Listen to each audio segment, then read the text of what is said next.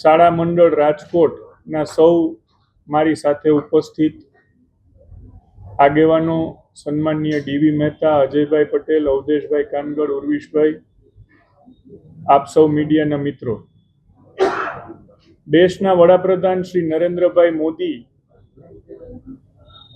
દેશના લોકોની સુખાકારી માટે સતત પ્રયત્નશીલ અને કાર્યશીલ સાથે ઘણા બધા પ્રોજેક્ટો જે સમાજ જીવનમાં સુધારો લઈ આવે એવા હોય છે, એના માટે સતત આહ્વાન કરતા હોય છે. છેલ્લો એમનો મન કી બાતનો એપિસોડમાં પણ એમણે આ સતત આહ્વાન કર્યું છે. રાજકોટ કોર્પોરેશન પણ આવા જ એક ગંભીર ધાર્મિક શ્રદ્ધા સાથે જોડાયેલા અને પર્યાવરણને ત્યાર પછી નુકસાન કરતા વિષય માટે થોડી જાગૃત થઈ અને રાજકોટના શહેરીજનોની માટે પર્યાવરણ જાગૃતિનો વિષય લઈ આવવા માંગે છે. આગામી દિવસોમાં, આગામી સપ્ટેમ્બર મહિનામાં ગણપતિ મહોત્સવ ચાલુ થશે. રાજકોટ, ગુજરાત અને સમગ્ર દેશમાં ગણપતિ મહોત્સવ શ્રદ્ધાળુઓ માટે બહુ મોટા ઉત્સવનો વિષય હોય છે. ગણેશજીની મૂર્તિ ઘરે ઘરે સ્થાપિત થતી હોય છે અને પછી એનું નદી નાળામાં વિસર્જન કરવાની આપણી ધાર્મિક પ્રથા છે. આને લીધે ગણપતિ મહોત્સવ પછી પાણીના આપણા સમગ્ર માળખાને, નદી, જળાશયો, તળાવોને ખૂબ નુકસાન જતું હોય છે, કારણ કે મૂર્તિ જે પીઓપી માંથી બનાવેલી હોય છે અને આ વિષય આપણા સૌના ધ્યાનમાં છે, પરંતુ ક્યાંક ને ક્યાંક એની ગંભીરતા ધાર્મિક માન્યતાના લીધે ઓછી થઈ હોય છે.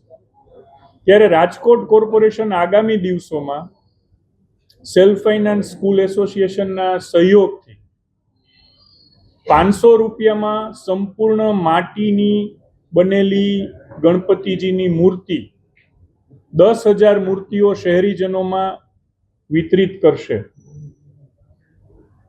1 પણ રૂપિયાનું કોર્પોરેશન દ્વારા પોતાનું ખર્ચ નથી થવાનું.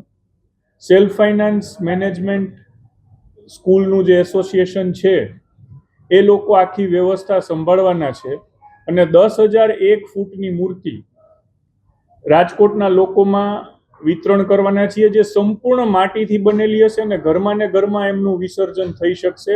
આને લીધે પર્યાવરણ સુરક્ષાની જાળવણીનો બહુ મોટો પ્રયાસ આપણે કરવા જઈ રહ્યા છીએ.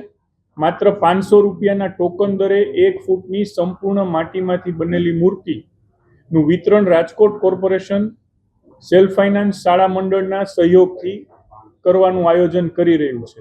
આ માટે સૌ શહેરીજનોને વિનંતી છે કે આપ આ મૂર્તિનો ઉપયોગ કરજો, અથવા તો તમને જે સારી લાગે એ સંપૂર્ણ માટીની મૂર્તિનો ઉપયોગ કરજો, જેથી ઘરમાં ને ઘરમાં ટબમાં પણ આપ એનું વિસર્જન કરો ને માટી છે તમે કુંડામાં કે એમાં નાખી શકો.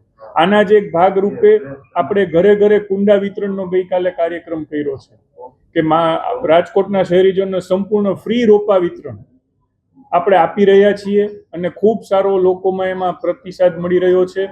આશરે 20,000 થી વધારે રોપાનું વિતરણ કોર્પોરેશન કરવાનું છે અને 10,000 આ મૂર્તિ, એટલે પર્યાવરણની દિશામાં, જળ સ્વચ્છતા અને જાળવણીની દિશામાં રાજકોટ કોર્પોરેશન એક ઇનિશિયેટિવ લઈ રહ્યું છે. તો સૌ રાજકોટવાસીઓને વિનંતી છે કે આમાં સહકાર આપે અને માટીની મૂર્તિનો પ્રયોગ કરે. આ તકે આમાં ખૂબ સારી રીતે રાજકોટ કોર્પોરેશનને સંપૂર્ણ નિસ્વાર્થ માત્ર લોકોમાં પર્યાવરણ જાગૃતિ આવે એના માટે સ્કૂલ એસોસિએશનના સૌ જવાબદાર હોદ્દેદારો હાજર છે. ત્યારે એક બાળકોમાં પણ નાનપણથી જાગૃતિ આવે કે ના, મારે આ પર્યાવરણ જાળવવાનું છે, એના માટે સ્કૂલે પણ એ લોકો પોતાના ટીચરોને ક્લાસરૂમમાં એક સરસ આના રિલેટેડ લેક્ચર લેવાની વ્યવસ્થા કરી રહ્યા છે અને આ મૂર્તિ વિતરણનો સંપૂર્ણ લોકો પાસેથી પૈસા લઈ અને જે કાંઈ ખર્ચ કરવાનો છે એમની જવાબદારી એમને શિરે લીધી છે. એમને પણ 500 રૂપિયા લોકો પાસેથી લઈ અને મૂર્તિ આપી દેવાની છે.